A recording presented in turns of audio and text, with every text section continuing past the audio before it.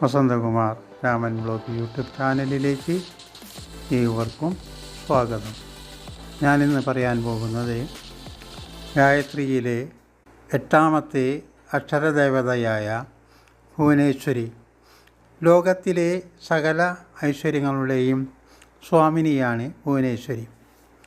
പദാർത്ഥ സംബന്ധമായ സുഖസൗകര്യങ്ങൾക്ക് വൈഭവം എന്ന് പറയുന്നു. ഐശ്വര്യം ഈശ്വരീയമായ ഗുണമാണ്. ഇത് ആന്തരികമായ ആനന്ദത്തിൻ്റെ രൂപത്തിലാണ് ലഭിക്കുന്നത്. ഐശ്വര്യത്തിൻ്റെ പരിധി ചെറുതും വലുതുമായി കാണാം. ചെറിയ ഐശ്വര്യം ചെറിയ സൽപ്രവർത്തികൾ ചെയ്യുന്നതിൻ്റെ ഫലമായി അതാതു സമയങ്ങളിൽ ലഭിച്ചുകൊണ്ടിരിക്കും. ഇത് നാം തന്നെ നേരിടുന്നതും പരിമിതമായ ആനന്ദം പ്രദാനം ചെയ്യുന്നതും പരിമിതമായ സമയം വരെ മാത്രം നിലനിൽക്കുന്നതുമായ ഐശ്വര്യമാണ്. ഇതിൻ്റെ അനുഭൂതി അല്പകാലീനമാണ്. ഇതിൻ്റെ രസം എത്ര മാധുര്യമേറിയതാണെന്ന് അറിയുമ്പോൾ അത് കൂടുതൽ ഉപാർജിക്കാൻ ഉത്സാഹം ഉളവാകുന്നു. ഭുവനേശ്വരി എന്നത് ഇതിനേക്കാൾ ഉയർന്ന സ്ഥിതിയാണ്. ഈ സ്ഥിതിയിൽ സൃഷ്ടിയിലെ സകല ഐശ്വര്യങ്ങളുടെയും അധികാരം നമ്മിൽ വന്നിരിക്കുന്നതായി അനുഭവപ്പെടുന്നു. ഐശ്വര്യം ദൈവികവും ആധ്യാത്മികവും ഭാവനാത്മകവുമാണ്. അതിനാൽ ഇതിൻ്റെ ആനന്ദാനുഭൂതിയും അതേ വിധത്തിൽ ശ്രേഷ്ഠമാണ്.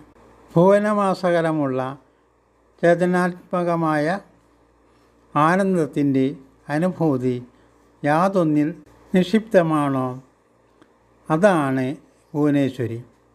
ഗായത്രിയുടെ ഈ ദിവ്യധാര ആരിൽ പ്രവേശിക്കുന്നുവോ അവർക്ക് ആനന്ദാനുഭൂതി നിരന്തരം ഉളവായിക്കൊണ്ടിരിക്കുന്നു.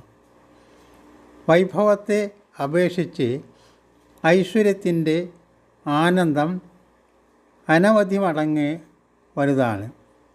ഇപ്രകാരം നോക്കുമ്പോൾ ഭൗതിക തലത്തിൽ സമ്പന്നരായി കാണപ്പെടുന്നവരുടെ നിലയെ അപേക്ഷിച്ച് ഭുവനേശ്വരിയുടെ തലത്തിൽ എത്തിയ സാധകനും ഏകദേശം ഭുവനേശ്വരനായ ഭഗവാനെപ്പോലെ ഭാവനാസമ്പന്നതയിൽ നിന്നുളവാകുന്ന ആനന്ദാനുഭൂതിയിൽ മുഴുകി കഴിയുന്നു.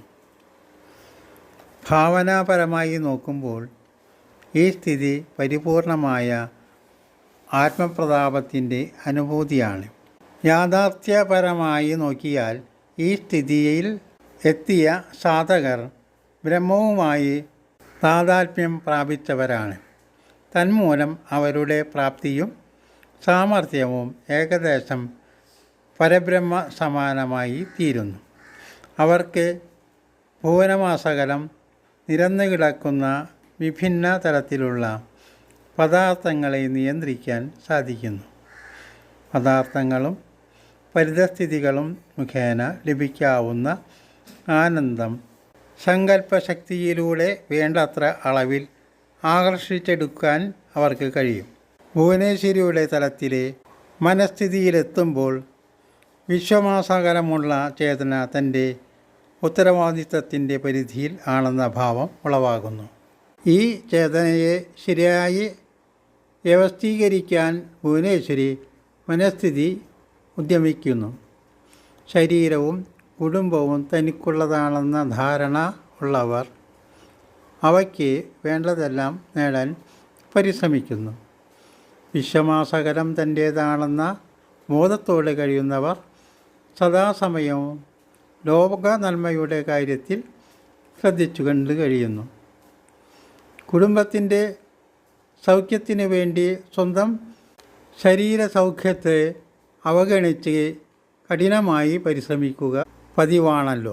ലോകമാണ് തൻ്റെ കുടുംബമെന്ന ധാരണ ഉള്ളവർ സകല ജീവികളുമായും ആത്മീയത പുലർത്തുന്നു.